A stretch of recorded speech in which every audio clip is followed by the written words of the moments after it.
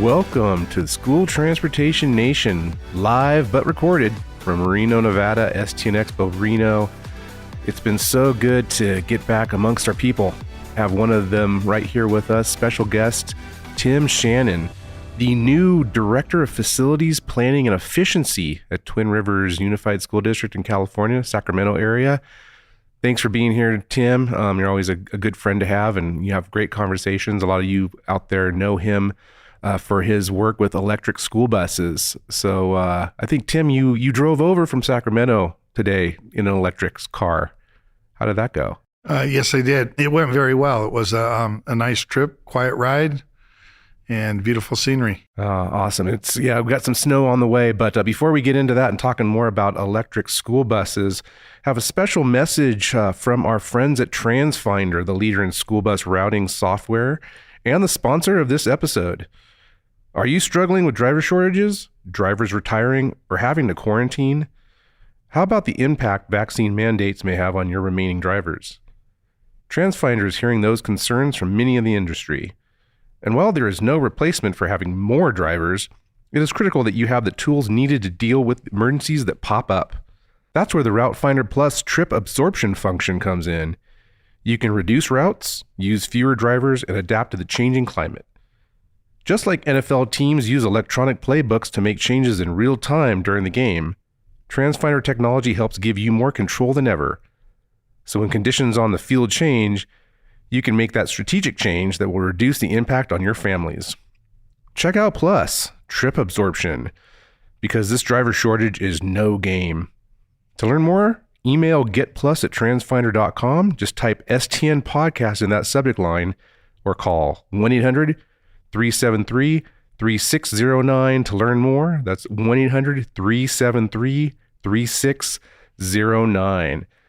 Okay, so Tim, as we were talking about, thanks again for joining us. You were in a panel that was sponsored by Highland Electric just a little bit, and a lot of the conversation still with electric school buses comes down to cost, doesn't it? I mean, there's so much at play, and everyone knows the benefits, but no one knows the benefits quite like you. How many electric school buses are you now running there at Twin Rivers? Well, we currently have 53 because of the pandemic and our infrastructure upgrade. We've been running 23 every day, and it's really a good thing for our district, and it's a real cost saver. So you were telling the group earlier, correct me if I'm wrong here, you have utilized or gotten $28 million in grants for Twin Rivers over the last several years?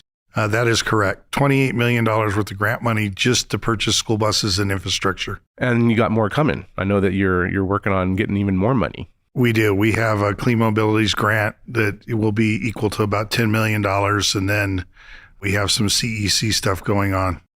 So I believe you've been running electric school buses there for about 6 years? Yes. Okay. So if you read any articles, and in fact, Tim and I were just joking before we started recording, in the early days, the quote unquote early days of electric school buses, if you're going to read an article about them, you're most likely going to read about Twin Rivers Unified, because really you guys were the only ones that had experience. But that's changing now, isn't it? Yeah, it's dramatically changing. There's many other people that are interested in them and are deploying them throughout the country. Mm-hmm. And, obviously we were talking about the cost, and I want to get into that because I think you've, as I was just mentioning, you have as good of an idea what it's truly costing and where it's going in terms of cost. But the obvious student health benefits, that really is kind of at the forefront of why we need to look at going electric. What else? What else is at play in terms of why to go electric? Well, like you said, it's health and safety. The safety on a school bus, we always tout that school buses are the safest mode of transportation. But when you look at it, it's a very noisy environment. And with the electric school bus, it's very quiet ride. So it's more comfortable for the kids. It gets the kids, they arrive at school in a much quieter manner and ready to learn. So student behavior management is always a big thing, one of the things that student transporters are dealing with. Talking about that quiet ride, have you seen any direct impacts or results from using your 53, I think, electric school buses? I mean, have you seen a marked improvement in student behavior? Yeah, we see that the ride going home is much quieter. Usually their kids are really wound up and it's hot, and our electric school buses have air conditioning on them. It's a quiet ride, so they sit down, they talk, and we've had less disturbance on the bus overall. And what about the drivers? We're obviously undergoing the worst driver shortage. I think that's why you're in just for the day. Having the STN EXPO at this time of year is not our normal cadence. Kind of had to. We're going to get back on schedule in 2022, but the driver shortage is affecting Twin Rivers like it is nearly every district across the nation. But have you seen any benefits in terms of retaining drivers or even recruiting them? Well, I will tell you that a couple of our drivers that were originally thinking about retiring because they got to drive an electric school bus, they decided to stay a couple extra years, which will allow us the ability to recruit new drivers. And we put new drivers in the electric vehicles right away so that they become comfortable and have a ride that's a lot more pleasant. And, word of mouth comes to play with the recruitment. I would imagine that the word is getting out there in the Sacramento area that, hey, if you want to drive electric school buses, come on down. I will have to say that's the truth. Right on. So speaking of the cost savings in that panel you were in this morning, so you have realized, correct me if I'm wrong, 80% fuel savings. We know that there's the big advantages. Of course, you're using electricity rather than, here in California, our gas prices are always, off the charts, but especially right now. Tell us what you're seeing. So we're seeing a substantial savings in fuel cost of about 80%. If you just look at the cost of diesel versus electricity and what it costs us to purchase that. But one of the other things is that with the LCFS credits on top of it, we run a zero cost for fuel on our electric buses. Okay, so those are the low carbon fuel standard credits that California has, and those are not quite hitting the rest of the country. I know that Washington State, I believe, is implementing those, but that is one of the benefits that you think is going to be eventually coming to states all across the nation. Yeah, I see it. I've heard that New York's working on it and other big states, and then that's one of the key factors in running electric that helps. Mm-hmm. What about, so when we're looking at total cost of ownership, because we have the total cost of ownership once we already have the bus. But getting the bus to begin with is often the big hurdle. We mentioned that you've been very lucky to get tons of money in California. I think they've even, the California Air Resources Board, you were telling me, kind of rewrote the rules for stacking grants because you were getting so much of it. But in terms of, that making sense of this is something that's viable. That was really the crux of the session you were in this morning, wasn't it? Yeah, it sure was. And I will tell you that when we first got the school buses, because they did not cost us a lot, it was basically, let's check it out. Let's see what it's going to look like. But when we started running all the data, what it costs for fuel, what it costs for maintenance, the lower maintenance, the labor costs have gone down, virtually zero inventory costs. We started looking at the ROI on it, and really and truly, it's about 8 to 9 years if you had to pay full price of $430,000 back then. But the bus has been dropping to $360,000, $330,000, and it is really coming into a range where it's very much more profitable or sustainable and has economic benefits beyond what we thought. And that $330 to $360, those are California dollars, right? Yes, they are. So that's a little bit of inflation at play. So, I think that folks in other states can get the electric school buses for a bit cheaper, but still we're talking, double, sometimes 3 times the amount of what it's going to cost to buy a conventional diesel or even a gasoline bus. But something that really jumped out at me from the session was if you start really breaking things down, and you start looking at, like what you mentioned, the maintenance and the fuel savings and any of the grants, you don't need any more to get $300,000 or $400,000 for an electric school bus.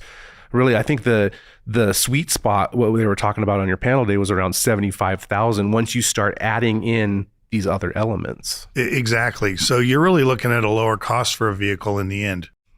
Absolutely. So I want to talk a little bit more about the maintenance, because you guys have realized pretty close numbers to what you were mentioning on your fuel savings, haven't you, in terms of maintenance reduction? Yeah, we're running about a 70% less cost of maintenance, some labor reduction, and then, of course, some of it with parts.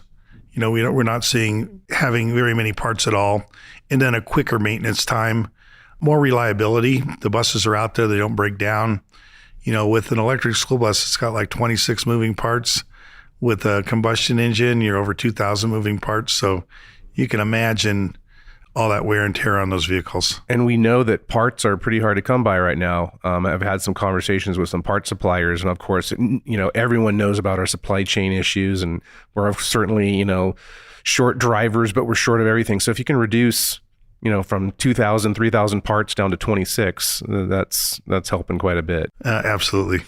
And something else you were talking about, something that I've had some conversations with folks who have electric school buses, and one of the surprising things that jumped out to a few of them that I've talked to was they were telling me, wow, we're seeing reductions in terms of brakes, and kind of to your point about a 70% reduction in overall maintenance, but they're seeing their tires not lasting as long. But you've had an opposite experience. Yeah, so I've talked to a lot of people in the transit industry, and that seems to hold true. But in the school bus side, because of the way the drivers drive, we have some of our original buses, 8 of them have the original tires on them. Mm-hmm. And that's unheard of, and we're at 6 years. Absolutely. I think you were saying that you're getting about 50,000 miles out of a tire? Yep, and we're also getting the same kind of results on our brakes. That's crazy. That right there, I think, and it comes back to training. Like you mentioned, driver training. You can't just put a driver who's used to driving the conventional, combustion engine, put them behind an electric and expect to see those kind of savings. Right. It's all based on driver behavior. Mm-hmm. And how do you gauge that? How do you gauge that driver behavior? Is it just from a simple standpoint of altering your training? Are you using any technology? So we've altered the training, but we really use our telematics. So we have a driver, we call it the scorecard. So we score every driver and we score the whole department, but we look at hard braking, we look at acceleration, and all that goes into a report. And then we try to encourage drivers to change their driving habits, which tends to work really well. Give them a little bit of a carrot, maybe? Yeah. So one of the points you also made that I thought was really good is you drew the correlation between, electric school buses, the reliability of them, of course, that you just mentioned, but of course the health benefits with ADA, which here in California, average daily attendance, it's probably called something else in other states. But the point there was that if you can get kids to school and make sure that they are healthy, they're not taking sick days because they have asthma and they're on these diesel buses that are polluting the air more and it's exacerbating their conditions. You get them to school, the school districts, that's how they make their money. Absolutely. So I want to talk a little bit about vehicle to grid. A lot has been talked about over the past couple of years in terms of electric vehicles, but it's not quite ready for prime time. But I understand that here in the new year, pretty shortly, you guys are going to be moving toward a V2G model. Can you tell us a little bit more about that? Yeah, so normally I would say we're going to pull a plug on it, but we're actually going to plug it in. What we're going to do is we have an infrastructure upgrade that is, we'll have 82 complete chargers. 22 of those chargers will be vehicle to grid compatible. So we will be feeding energy back to the grid with 22 of those buses. And that's going to allow for the utility to do some load management and peak shaving and looking at locking us into long-term pricing on energy, then also figure out what the revenue structure would be. But we're not looking at it as a pilot project. We're looking at it as a training event and a sustainable part of our operation.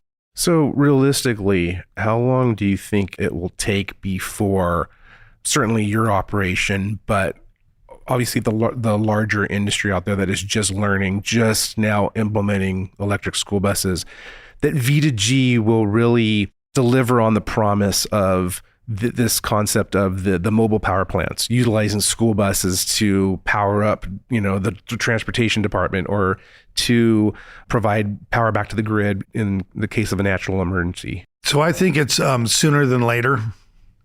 I think we're looking at within the next 2 years, we're going to see significant strides in the adoption of that technology, and that as new buildings come on board, like we're building a new school that will have that capability, we'll tie it into it so that, let's say on an emergency or evacuation center and there's no power, we can give them back power in certain areas of the building.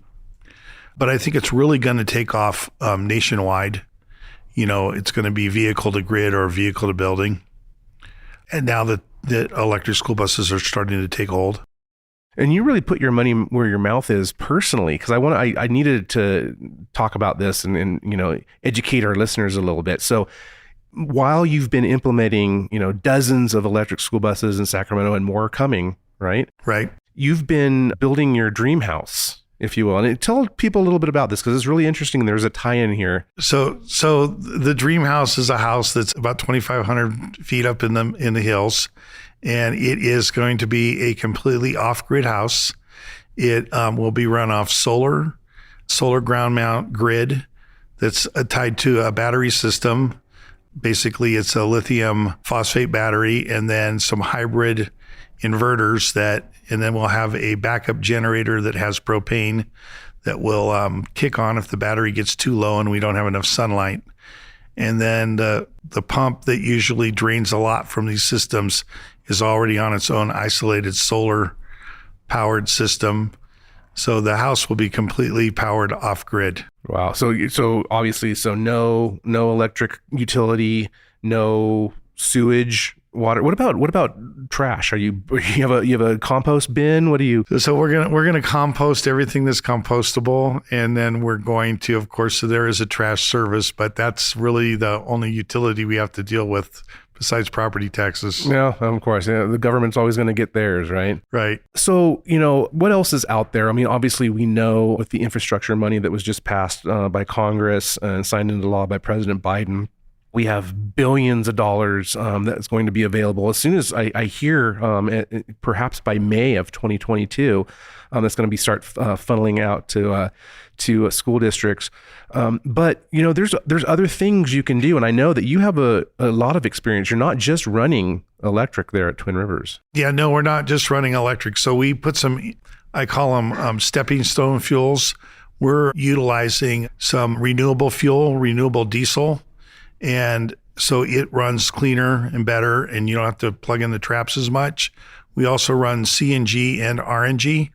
So all of our fuel is considered renewable.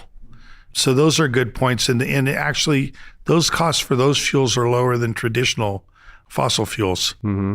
And with renewable diesel, I know that for a while it was running more expensive than just normal diesel, like your number two. But that's changing as we see this coming more online domestically.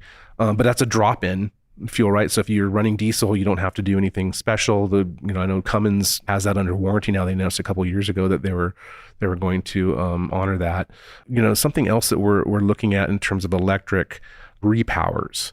And I know that the OEMs, they want, built from the ground up to be a dedicated electric, but we are seeing a lot of news out there about repowered traditional school buses to electric.